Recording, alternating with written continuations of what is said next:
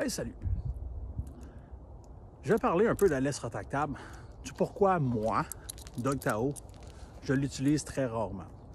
Je l'utilisais avec, je sais pas pourquoi, Free Dog, le chien qui restait là à rien faire quand il était petit. C'est une laisse que je faisais pour faire les besoins et tout ça. Puis c'est sûr qu'il y a des avantages, mais aussi pour moi, personnellement, il y a des désavantages. J'ai une chirurgie dans la colonne, il y a une couple d'années, puis j'ai toujours une certaine crainte. Puis il faut dire aussi que ça fait très longtemps que j'enseigne aux chiens avec une longe. Je me suis développé des skills et une dextérité aussi.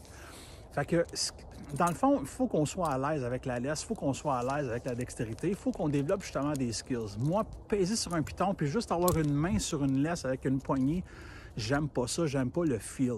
Puis c'est un peu ça pour moi, c'est très robotique pour moi, une laisse retractable. Je préfère avoir quelque chose que je vais filer, puis que quand le chien, exemple, il arrive pour aller au bout, je vais être capable de donner le pop dans le bon temps ou je vais être capable d'absorber le chien pour relâcher dans le bon temps aussi. Pour moi, c'est important ça, le feeling. Un peu l'art du chien, si on veut. Il y avait un terme que j'aimerais... il ne l'a pas nécessairement en français, mais un terme que j'aimais bien gros il y a bien des années, c'était le dogmanship. Puis c'est un peu comme le horsemanship, si on veut, ça dérive pas mal de ça. Puis ça vient me chercher, ce terme-là. Fait que pour moi, c'est comme justement comme longer un cheval, si on veut, le feeling qu'on va avoir avec ça. Fait que pour moi, le feeling, le timing, c'est sûr qu'il est important, mais pour moi, le feeling est important. Puis comme je disais, mon dos, il est très fragile, même avec, peut-être pas avec un petit chien de 35 livres, mais avec des plus gros chiens, mon réflexe, c'est, je veux pas avoir à absorber d'un bras parce que mon dos, il va faire ça comme ça, puis ça se peut que je marche plus, puis ça se peut que je recommence la réhabilitation si on veut. C'est pas ça que je veux, OK? J'ai plus 20 ans.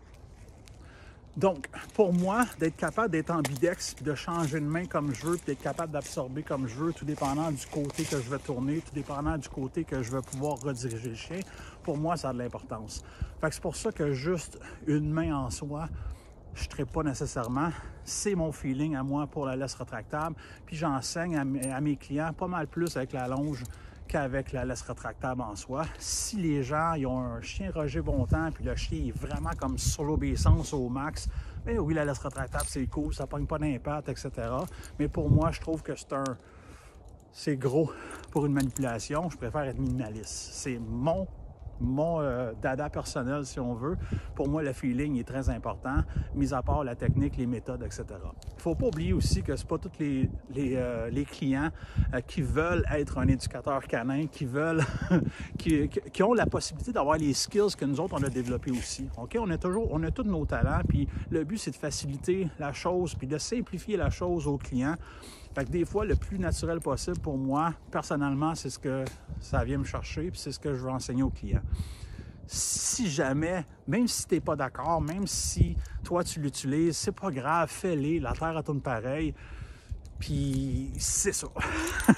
Fait que c'était mon opinion sur pourquoi moi, je me fous des autres, pourquoi moi, j'utilise pas la laisse retractable. Bonne journée.